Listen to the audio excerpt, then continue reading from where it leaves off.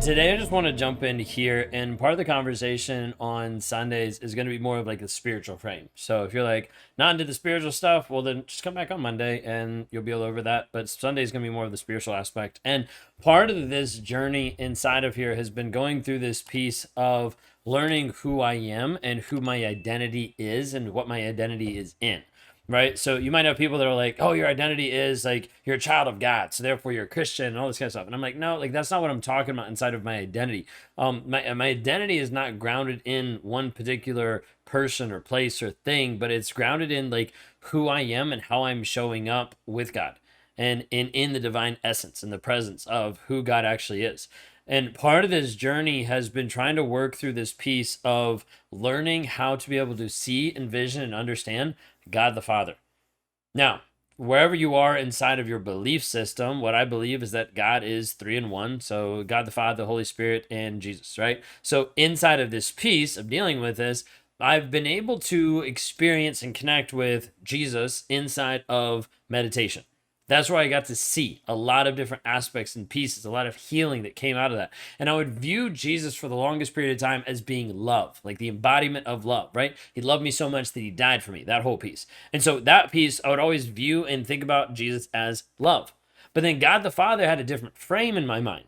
God the Father was more of, well, no pause. Holy Spirit was more of like the convictor, right? Like I'm gonna poke you and I'm prod you and be like, nope, you're doing this thing wrong, right? So Jesus was love, Holy Spirit was like the person convicting me, and then God the Father was like the punisher.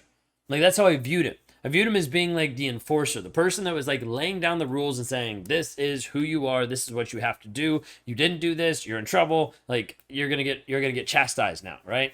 You like using like a King James idea in a verse. So like it's like thinking through this, like it got to be a place that I started to realize that I was viewing and labeling God the Father in a certain way.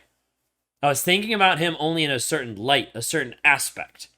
And what was interesting inside of this is I started realizing over a period of time that how I relate to God the Father has to do with how I relate to my own father. And how my kids relate to God the Father has to do with how they relate to me. So this is a journey that I was reading, Embracing the Father's, Experiencing the Father's Embrace by Jack Frost. Really powerful book. Highly recommended it to help heal any type of father wounds, but also just help find your true identity in your adoption of who you actually are as a son of God or a daughter of God.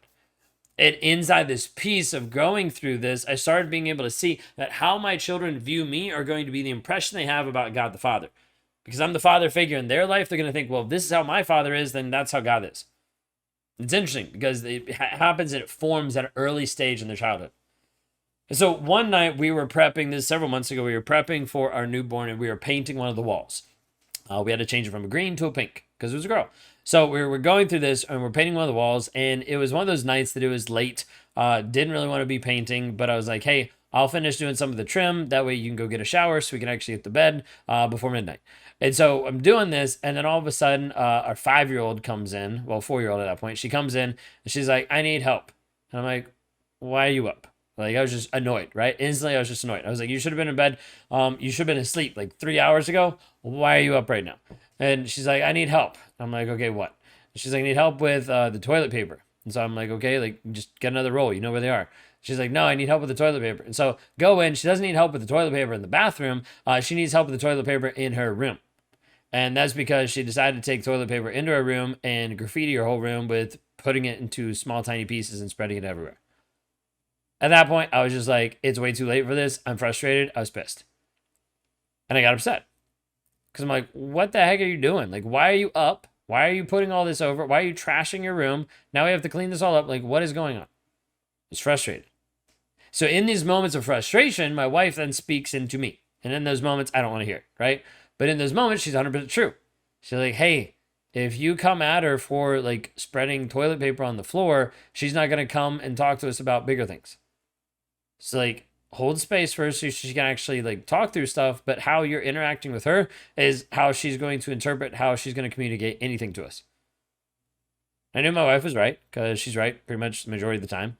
And in that moment, just had to be able to come back and apologize to Sophia. But that was a moment that kind of clicked for me.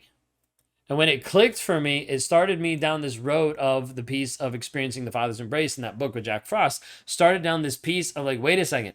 In that moment, that's how she's going to view God the Father. Like it was a weight that hit me. I was like, oh, I just came down on her for like spreading the toilet paper across the floor. I was pissed off. I was frustrated. Now, if she takes that long term, she's going to look at it and be like, if I mess up, if I do something that's not acceptable, God's going to be mad at me. I was like, yeah, that connects, because growing up, I thought a lot of times God was about punishment, putting me down, making sure, no, you did this wrong. And so I started to see this and started to realize that how I was showing up, how I was portraying things to my daughter was also how she was going to interpret God the Father. Started realizing this. This came at a big and important time in my life right before we have our second.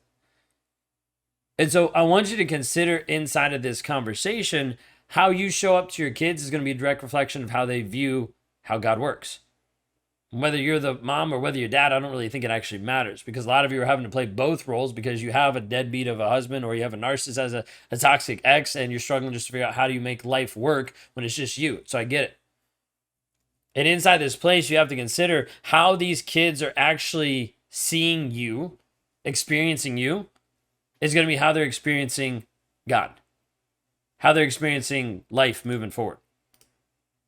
So I started to realize this, and it started to resonate with me of like, wait a second, this is how they're going, like she's actually going to be able to see God the Father. So this is all inside of my journey of learning about this piece of adoption, learning about who I actually am, who I'm actually called to be. And so I came inside of counseling that I got to this place where I started realizing there's been these different labels in my life. Labels that I'm not good enough, labels that I'm this, labels that I'm a cheater, a liar, an abuser, a narcissist, a toxic person, all of these labels, right? And these labels have served a purpose for a long period of time because they've helped me see who I am, who I was. They help me see what has progressed. They help me see targets and have targets to be able to start attacking and going after, saying, wait a second, if I'm a narcissist, it means I have these 9 characteristics. If I have these 9 characteristics, how do I actually work on each of them every single day? How do I actually shift my mindset? How do I shift my entitlement? How do I shift my thought process, my manipulation? How do I grow in empathy? All of these things. Because finally getting the label of narcissist and getting diagnosed and working through that process, it was frustrating, it was awful. But it was also a piece in the backside that was relieving because I finally had a target of what I was actually going after. What did I actually need to work on?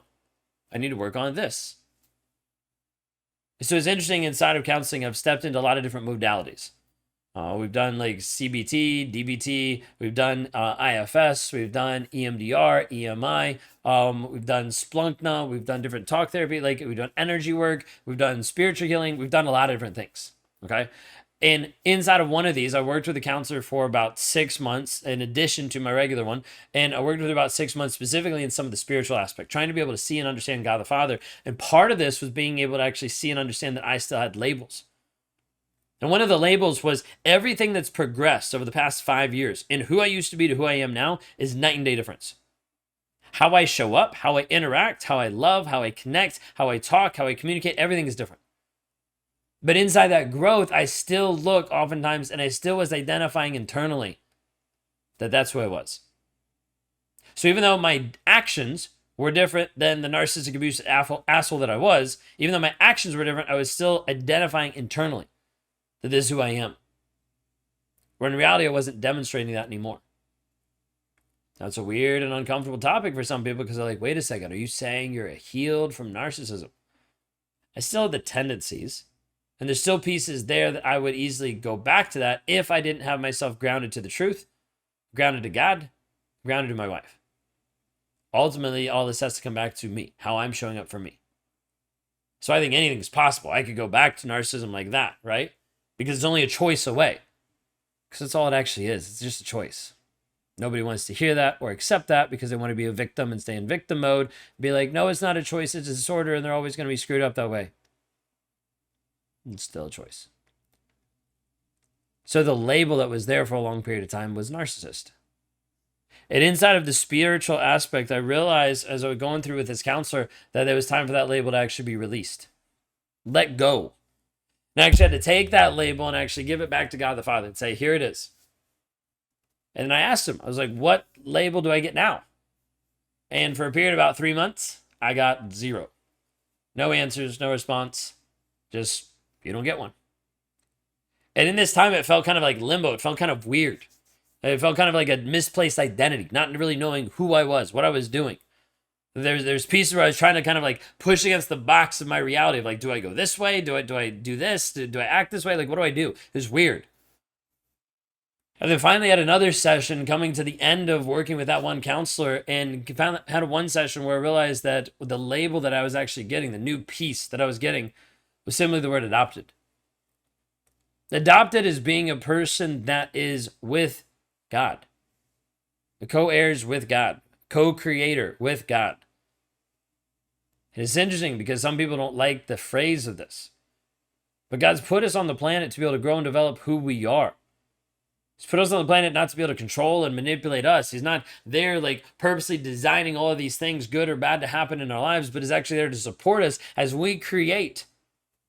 Because that's what He's put us on the planet to do, to actually create, have dominion over the earth, to grow and develop who we actually are.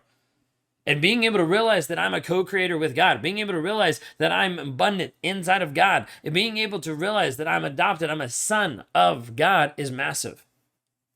Because it shifts the mindset, it shifts the thought process and who I am and what I can accomplish. It's just the thought process of why I'm here, of what I can do. It's just the thought process in the label that I'm putting on myself. So, what came up for you today inside of this conversation of me just sharing part of my life, part of my story, the labels, and the connection with God the Father? If you're curious, if you have more questions, would love to be able to help you inside of your healing, you can go to rawmotivations.com. But inside of this video, just leave a comment down below. Let me know what you thought. Let me know how this resonates with you. What's your relationship with God the Father? What labels are you putting on you on a day-to-day basis?